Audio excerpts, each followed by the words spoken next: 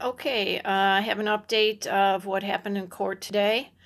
Um, Basically, my two phenomenal lawyers went into the judge's chambers and presented her with a ton of information, including photos of how I cared for my coyotes and the happy and healthy state they were always in under my care.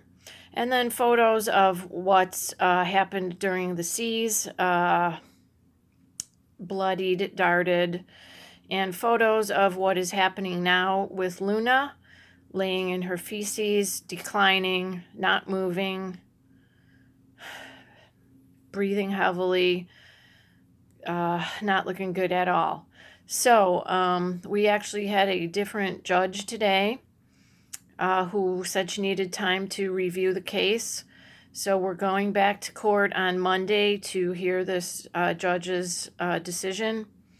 We're asking that Luna be awarded back to me so she can live out the remainder of her life in peace and comfort with the only human she has ever known. The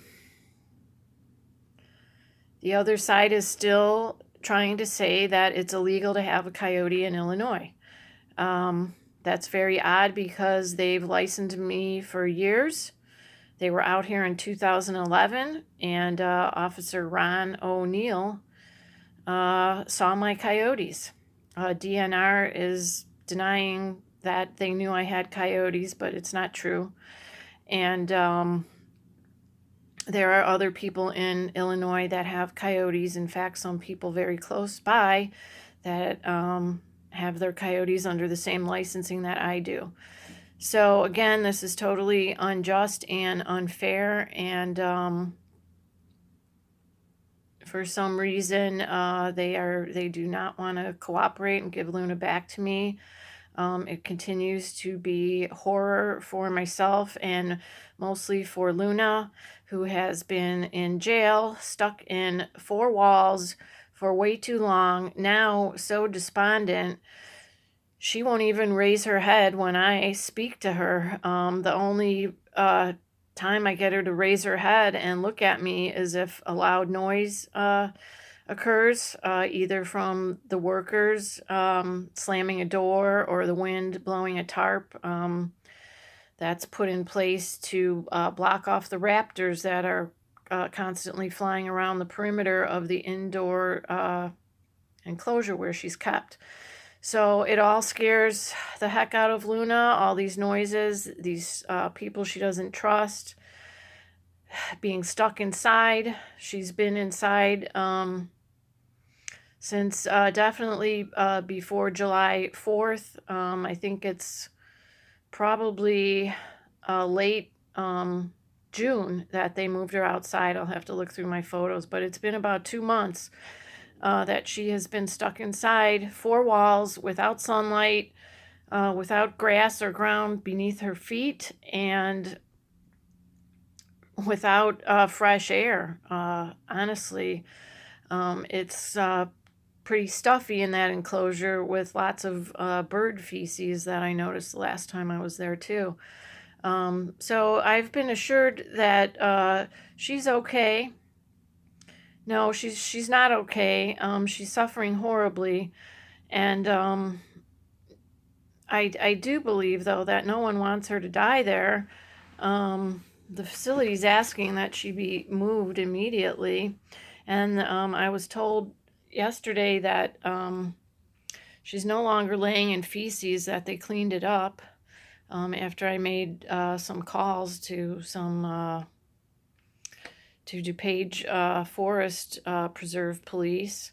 And yeah, just reiterating on my last visit, which was Monday, DuPage officer and I observed Luna breathing heavily, motionless, and not looking well at all. And he and I both spoke to the manager of the facility, expressing our concern, and they seem to be pretty nonchalant about it, in my opinion. They don't really see the concern. I've been told again and again that she's acting like a normal coyote. Okay, number one, she's not a normal coyote. Uh, she's not a wild coyote. She has been in my care for all 13 years of her life. She is dependent on human and human contact, and she's been denied that. Once again, even though I had a court order stating that I may have physical contact with her. So she's been in isolation, not only isolation, but stuck inside four walls. And change in diet. I mean, they're feeding her some good meat, and I don't know how often though. I'm not saying they're starving her, but I'm sure she's not eating voraciously because she's not doing anything. She's laying there doing nothing. Her breathing's not right. Her outlook on life cannot be positive at this moment because animals live in the moment, and what she's experiencing is being trapped inside four walls, hearing noises that scare her. She's constantly in a state of stress. Okay, so we're asking the judge today, as a plea for this poor coyote who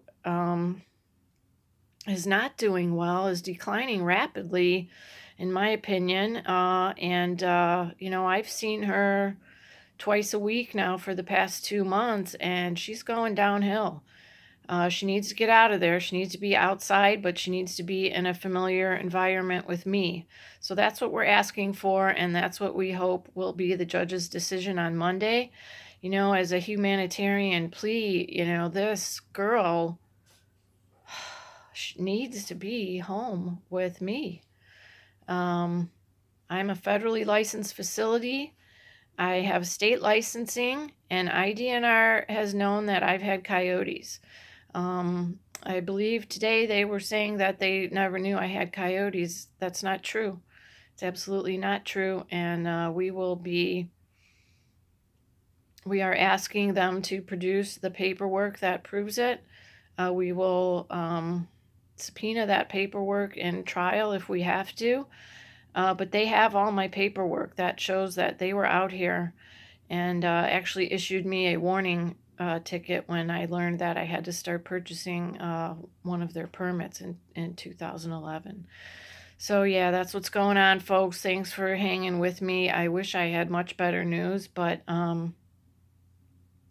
at the least, there was no negative decision made today. And we're very hopeful that the judge will do the right thing. Thanks for keeping with us. I go see Luna tomorrow. I'm sure I'll be posting an update on how she's doing. I hope to see her on her feet again. I don't expect that, but I'm praying as you're all praying with me. Luna needs some type of hope. I wish they would realize that this girl needs my contact. She desperately needs my contact.